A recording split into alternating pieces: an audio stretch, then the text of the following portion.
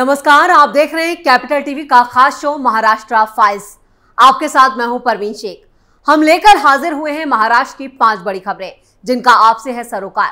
आपको बताएंगे नासिक में क्यों मचा है बवाल, जिहादियों के घर पर चलेगा कब बुलडोजर, मुंबई में राहुल की रैली पर क्यों मची है रार, क्या उद्धव के दबाव में आई कांग्रेस और कैसे शिंदे के बड़े एक्शन से विपक्ष हुआ बर्बाद। इसके अलावा जानेंगे कौन किसे दे रहा है चुनौती, कौन किसकी बढ़ा रहा है टेंशन।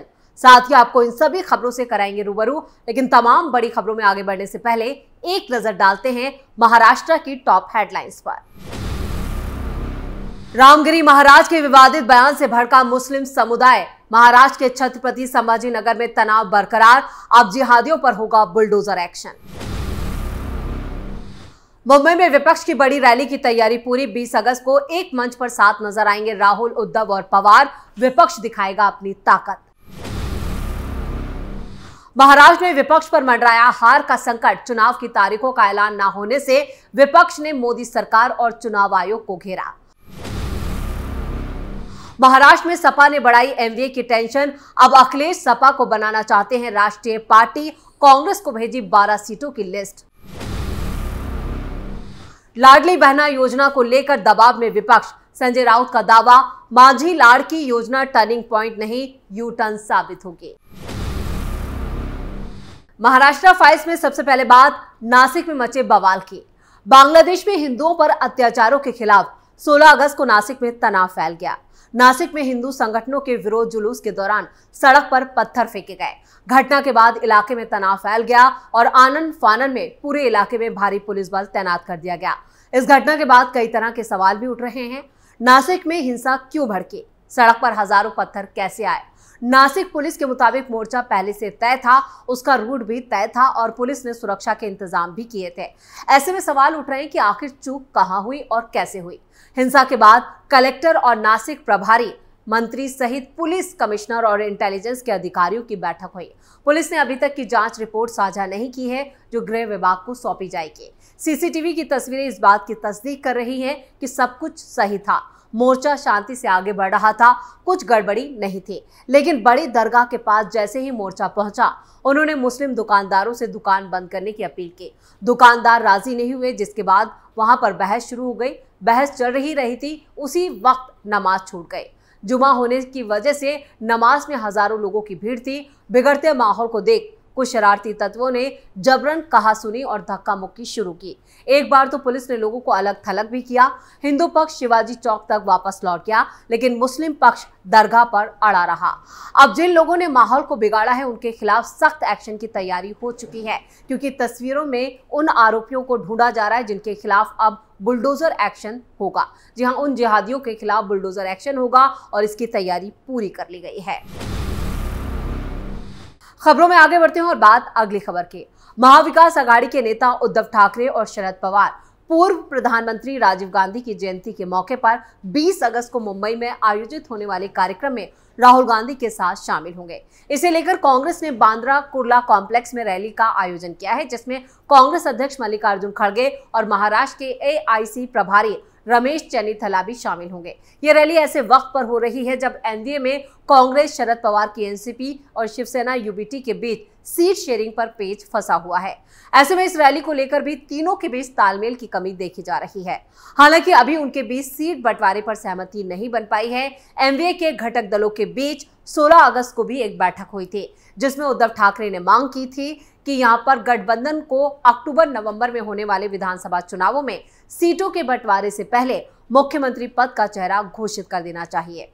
इस बीच 17 अगस्त को संजय राउत ने उद्धव के बयान का बचाव किया है। संजय राउत ने कहा कि उद्धव ने मुख्यमंत्री पद के लिए कांग्रेस और एनसीपी यानी शरद पवार से किसी भी नेता को समर्थन देने की पेशकश करके अपना बड़ा दिल दिखाया है। उन्होंने दावा किया है कि पूर्व मुख्यमंत्री ठाकरे सभी को मंजूर हैं। खबरों में आगे बढ़ते, चुनाव आयोग ने जम्मू कश्मीर और हरियाणा में विधानसभा चुनाव की तारीखों का ऐलान कर दिया, लेकिन महाराष्ट्र में चुनाव की तारीखों का ऐलान नहीं किया गया, जबकि झारखंड और महाराष्ट्र में भी चुनाव होने के कयास लगाए जा रहे थे। हालांकि ऐसा नहीं हुआ। इसके बाद संजय राउत ने सरकार पर निशाना साधा है। उन्होंने कहा कि बीजेपी नेता एक देश एक चुनाव की बात करते हैं, लेकिन 4 राज्यों में एक साथ चुनाव नहीं करा सकते हैं। उन्होंने ये भी कहा कि झारखंड में भारतीय जनता पार्टी झारखंड मुक्ति मोर्चा को तोड़ने की कोशिश कर रही है और महाराष्ट्र में एकनाथ शिंदे के साथ मिलकर अजित पवार और देवेंद्र फडणवीस तिजोरी भर रहे हैं। इसी वजह से दोनों राज्यों में चुनाव की तारीखों का ऐलान नहीं हुआ है। चुनाव कब कराना है और कैसे कराना है, इसका फैसला चुनाव आयोग को करना है और सरकार का इसमें हस्तक्षेप नहीं होता। हालांकि विपक्षी दल लंबे वक्त से यह आरोप लगा रहे हैं कि चुनाव आयोग, ईडी, सीबीआई जैसी एजेंसियां सरकार की कठपुतली बनकर काम कर रही हैं।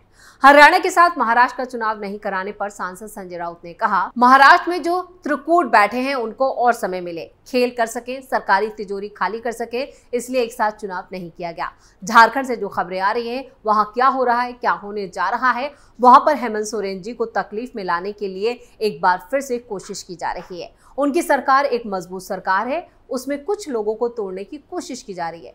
अगर वो चुनाव घोषित कर देते तो कोड ऑफ कंडक्ट लागू हो जाता। तो संजय राउत ने एक बार फिर यहां पर मोदी और बीजेपी पर निशाना साधा है, लेकिन यहां पर उनकी ये बौखलाहट को ही दिखला रहा है। और अब बात करते हैं सपा प्रमुख अखिलेश यादव की। यूपी के लोकसभा चुनाव में शानदार प्रदर्शन के बाद समाजवादी पार्टी की उम्मीदें काफी बढ़ चुकी हैं। पार्टी उत्तर प्रदेश से बाहर निकलकर अपना विस्तार करने में जुटी है और उसने महाराष्ट्र के विधानसभा चुनाव में महाविकास अघाड़ी से 12 सीटें मांगी हैं। महाविकास अघाड़ी में कांग्रेस के अलावा शिवसेना, यूबीटी और शरद पवार की अगुवाई वाली एनसीपी शामिल है। महाराष्ट्र में समाजवादी पार्टी के अध्यक्ष अबू आजमी ने कहा कि पार्टी के राष्ट्रीय अध्यक्ष अखिलेश यादव ने कांग्रेस के शीर्ष नेतृत्व को 12 सीटों वाली लिस्ट सौंपी है। उन्होंने उम्मीद जताई कि विपक्ष के वोटों में बंटवारे को रोकने के अलावा महाविकास अघाड़ी गठबंधन सपा को इतने वोट हासिल करने में मदद करेगा जिससे समाजवादी पार्टी राष्ट्रीय पार्टी का दर्जा हासिल कर सके। अबू आजमी महाराष्ट्र में मानखुर्द शिवाजी नगर विधानसभा सीट से 3 बार विधायक का चुनाव जीत चुके हैं। सपा ने महाराष्ट्र में खास तौर से रावेर, अमरावती सीटों से चुनाव लड़ने की इच्छा जताई है, क्योंकि यहां बड़ी संख्या में अल्पसंख्यक वोट है। पार्टी ने दावा किया है कि इन निर्वाचन क्षेत्रों में एंटी इनकम्बेंसी काफी ज्यादा है और इन दोनों ही विधानसभा क्षेत्रों में मौजूदा वक्त में कांग्रेस के विधायक हैं और इनके अलावा समाजवादी पार्टी जिन सीटों पर चुनाव लड़ना चाहती है उनके नाम मानखुर्द शिवाजी नगर, भिंडी पूर्व, भिंडी सेंट्रल, मालेगांव सेंट्रल, भाईखला, वर्सोवा, धुले शहर, औरंगाबाद पूर्व, अणुशक्ति नगर और करंजा शामिल है। महाराष्ट्र में समाजवादी पार्टी पिछले कई मौके पर मिले धोखे को लेकर काफी अलर्ट है। समाजवादी पार्टी की महाराष्ट्र इकाई की तरफ से सपा के केंद्रीय नेतृत्व को विधानसभा सीटों की भी लिस्ट भेजी गई है, जिसमें एक नोट लिखकर ये याद दिलाया गया है कि किस तरह कांग्रेस और एनसीपी ने पिछले मौकों पर सीटों को लेकर बातचीत शुरू की थी, लेकिन ऐन वक्त पर वो पीछे हट गए। इस पर महाराष्ट्र कांग्रेस प्रभारी रमेश चन्नीथला ने कहा है कि समाजवादी पार्टी सीपीएम, सीपीआई महाविकास अघाड़ी के साथ हैं।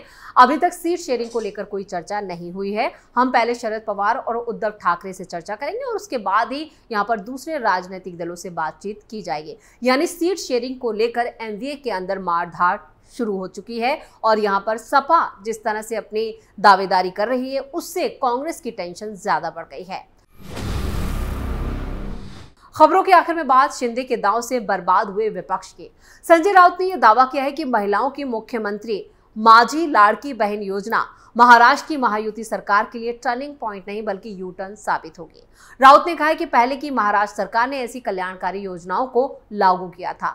उन्होंने कहा है कि नहीं तो ये यू टर्न साबित होगा। हालांकि संजय राउत ने साथ में ये भी दावा किया कि अगर महाविकास अघाड़ी की सरकार आती है तो इस योजना के तहत दी जाने वाली जो रकम है 1500 रुपए, उसे बढ़ाकर 3000 रुपए हर महीने कर दिया जाएगा। महाराष्ट्र में अक्टूबर-नवंबर में विधानसभा चुनाव है जिसकी घोषणा का इंतजार किया जा रहा है।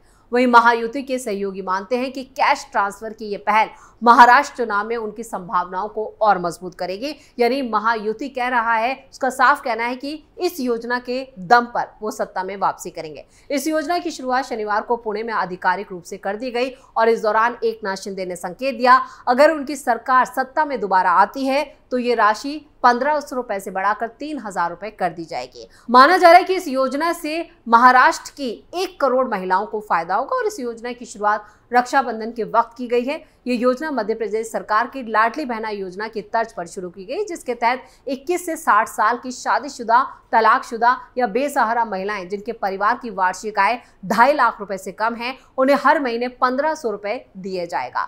लोकसभा चुनाव में शिवसेना, एनसीपी, बीजेपी की महायुति को करारा झटका लगा था, क्योंकि 48 में से 31 सीटें महाविकास अघाड़ी ने जीत ली थी। वहीं जब राज्य में चुनाव होने हैं तब महायुति ये योजना लेकर आई है। वहीं संजय राउत ने कहा है कि प्रभावी योजनाओं को कभी नहीं रोका जाता है और यहाँ पर जो सुशासन वाली सरकारें हैं या अच्छा प्रशासक ऐसा कभी नहीं करता। यानी उन्होंने कहा है कि अगर महाविकास अघाड़ी की सरकार आती है तो भी इस योजना को जारी रखा जाएगा। लेकिन जो योजना शिंदे ने शुरू की है उसके बाद यहाँ पर जो आधी आबादी को महाराष्ट्र की साधा गया है, उसके बाद यहाँ पर विपक्ष जो है वो काफी दबाव में नजर आ रहा है, क्योंकि ये इस तरह का दांव है जिससे महिलाएं जो हैं वो महायुति और शिंदे की तरफ उनका जो झुकाव है वो बढ़ता हुआ नजर आ रहा है। और ये सारी सर्वे रिपोर्ट भी सामने आई है जिसमें इसके संकेत मिल रहे हैं, जिससे विपक्ष की दिक्कतें बढ़ गई हैं। तो महाराष्ट्र फाइल्स में फिलहाल के लिए इतना ही। आपको हमारी इस वीडियो की खबरें कैसी लगी कमेंट करके अपनी राय जरूर दें। वीडियो को लाइक करें, शेयर करें और कैपिटल टीवी को सब्सक्राइब जरूर करें। नमस्कार।